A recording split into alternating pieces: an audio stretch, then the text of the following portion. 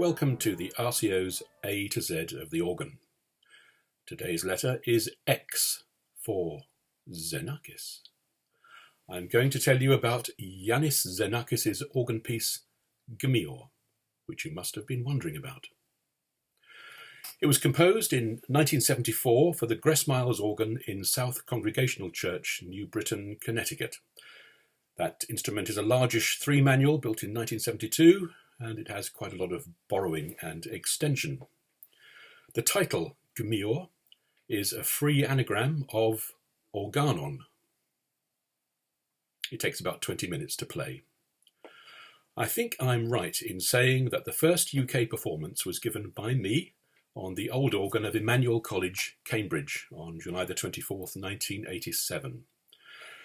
I remember the date so well because it was the day before Thomas Trotter and me played Sir Abjy's first organ symphony in London. The BBC came along to record the Xenakis, but I wouldn't let them do it because I didn't think the organ was really up to the job. I had principles in those days. What an idiot I was. Xavier Darras, one of the consultants for that particular piece, for the Gmeeorh, came along to the performance. Xenakis had told him about it, but he turned up an hour late, just after the audience had all gone. He'd got the time wrong. Despite its fearsomeness, this piece is played from time to time, and there are a few commercial recordings of it. One unique thing about the piece is that it's available in 2 separate versions. One for 56-note organ compasses and the other for 61-note compasses. What this actually means is that the 56-note score has the first 3 pages transposed down a fourth. Apart from that, the two are identical. The score is actually 29 pages long, so the first 3 pages is not that much of it. The composer tells us that if the organist is in the unfortunate position of only possessing the 61-note score, and is presented with a 56-note organ compass, he can just leave all the top notes out. He's clearly not that worried. But you've paid your £20 entrance fee, and you want to hear all the notes. Okay, so that's enough from me for a moment. Let's give you a taste of the music. Here's the opening. As you can hear, gesturally, it begins like a fugue, and it's several minutes before we hear any bass sounds at all. The pedal beginning with just 4 and 2 foot stops. Here it is.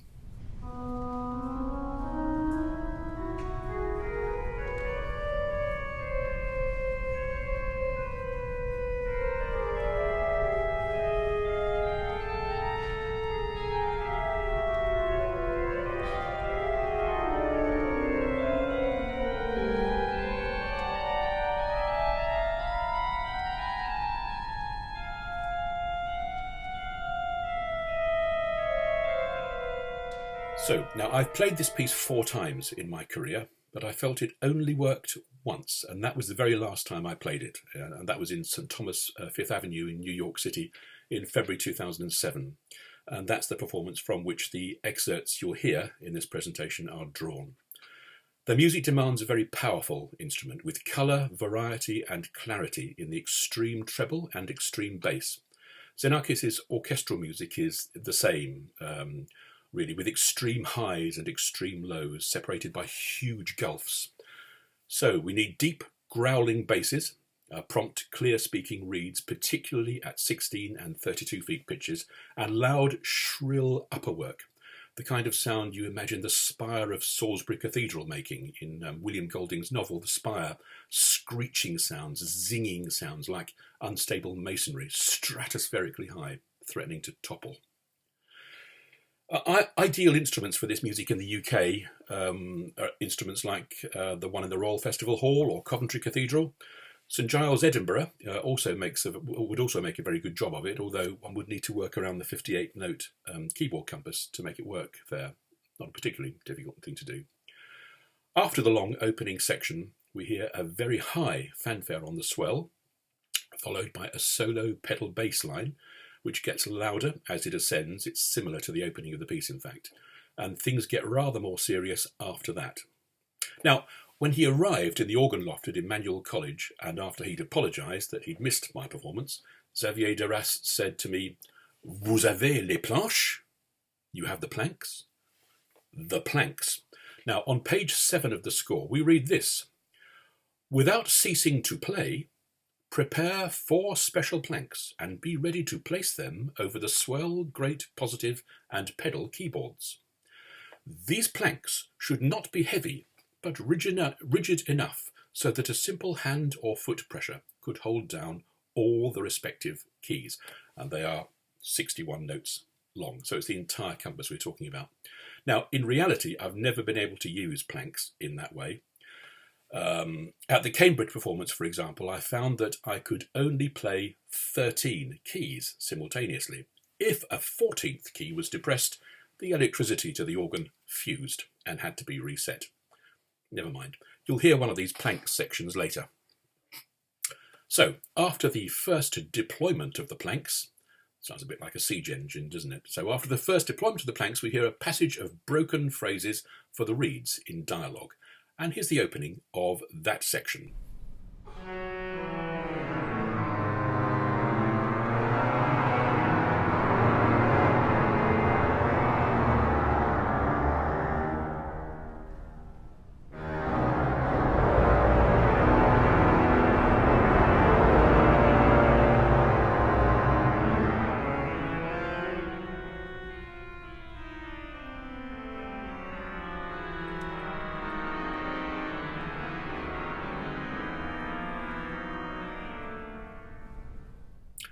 Okay, now we're approaching another pretty much unique aspect of this work. In the preface we find this comment. For the passages which are too difficult, an assistant is advisable. Now let's be honest, that should really read, for the passages which are physically impossible, an assistant is essential. You certainly need one assistant. A second is a good idea too, to look after the planks and hand them to the players. So, the assistant. Apart from one very simple passage in the bass, the assistant plays entirely in the treble.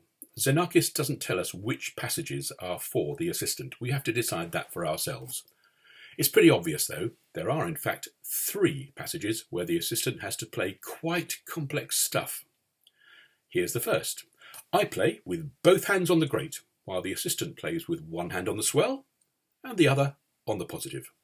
And now we begin to hear what the piece really has to say.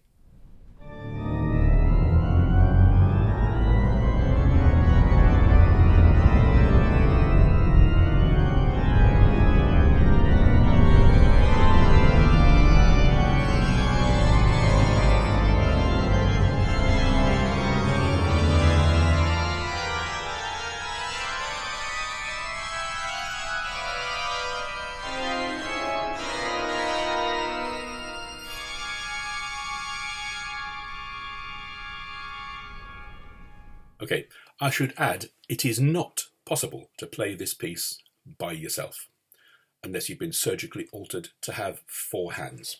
Now, you won't be able to see this particularly well, but look at this. My score is marked up with the assistant's passages highlighted in yellow. You can see I need 2 hands to play this bit, and the assistant also needs 2 hands to play his bit. So, 4 hands are the minimum requirement to play this piece. So if you ever hear anybody saying, I played all the piece, all the notes myself, you know it's not true. So, does this actually make the piece an organ duet? I don't think so, not really, because there's not quite enough material for the assistant to play that really justifies the designation duet. Okay, now you've heard the real language of the piece. I want you to hear its real spirit. Here's an extended passage in which we hear the rising figure of the opening develop tremendous power as it pushes upward with ever greater insistence. And in this you're going to hear what really great music this is.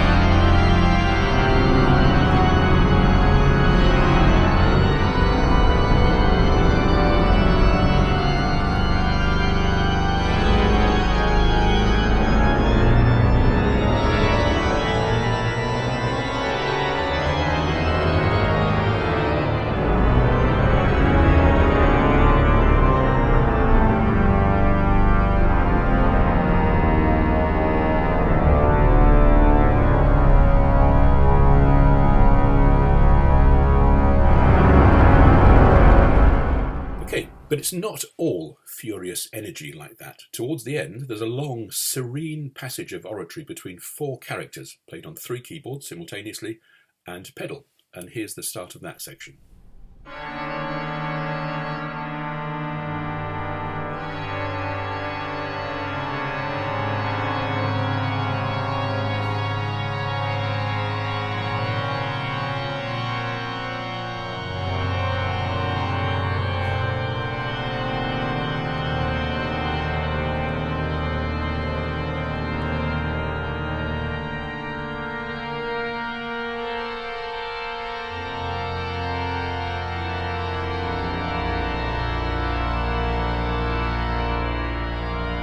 Okay, now, one of the questions that's commonly asked in relation to this piece and other pieces as hard as this is it difficult to play?